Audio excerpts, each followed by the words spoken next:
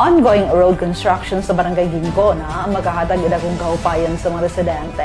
Nibalik alang sa report si Bernal Texon.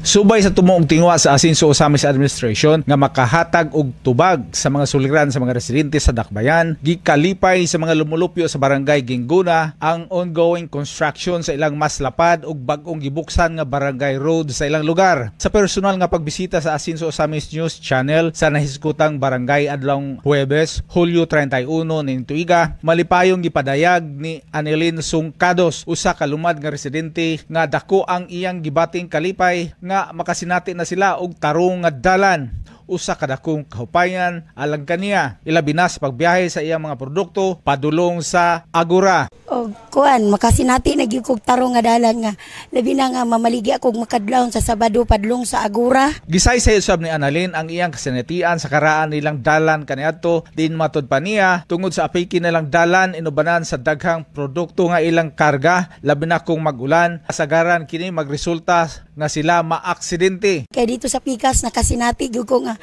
makuha na mong motor nga mga bangga mi atong daplin tungod sa kadaghan ug dala na mong mga kuan kanang produkto na mo diri sa Gingona.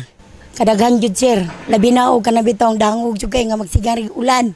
Dangog kay na diha nang ubos. Samang kasinatian usab ang ipadayag sa 57 anyos nga si Ali Villamero nga miangkon nga naglisod usab ilabi na kung adunay makatagbo silang laing sakyanan. Lahi na gidari nga agian nga lisod ng dari god. Kay subida dari sayahay na diarig mahuman sige na mi ka disgrasya pero ikaw ra pong matumba kanang magdanlog ba. Magulan. Pitos manggod. Kana pong naikatagbo maglisod yun. Motor na ikatagbo nga musubida nga truck. Pasalamat nila ni Ali o Annalyn sa mga lidere sa Team Asinso, ilabi na sa ilang barangay kapitan nga si Honorable Herminiana Perez nga maabtikong nag-request sa panginahanglanon sa ilang barangay ug sa bugos nga pagtuman og suporta ni Mayor Sam Norman Go Puentes sa mga proyektong gisugdanan nila ni Asinso Pinoy Representative Congressman Attorney Henry N.D. Huaminal Jr., 2nd District Representative Congressman Sanso Fernando Ando Huaminal, uban ang lig-on usab nga suporta ni Governor Henry Huaminal nga naghiusa og nakig-alayon aron matubag ang mga panginahanglan sa mga katawhang usamisnon, ilabi na sa mga residente sa Barangay Gingona. Nagpasalamat ko sa mayor og sa tanan nga kan nga nagkuanani sa kapitan.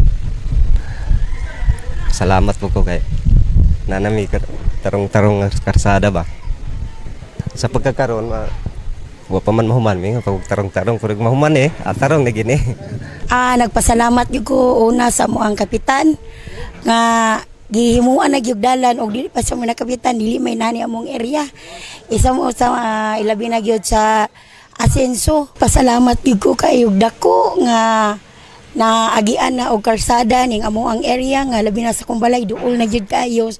Di na gyud babil sa akong pagpamaligya padulong og Agora. Ang kalipay ug kapayan nga nasinati sa mga residente sa Barangay Gingona sama nila ni Annalyn og Ali pipila lamang sa libuan ka mga nakabenepisyo sa tinuuray nga pag-alagad sa Team Asinso. Kini nagtimaan nga ang administrasyon nagprioridad sa pagtagana sa mga panginahanglan sa katawhan uban sa panglantaw nga pinaagi sa mga proyekto, programa ug serbisyo ang katawhang usamisnon makatagamtam ug makabenepisyo gayod sa kanunay nga pag-asinso. Alang sa Osamis Today, ako si Bernal Texon.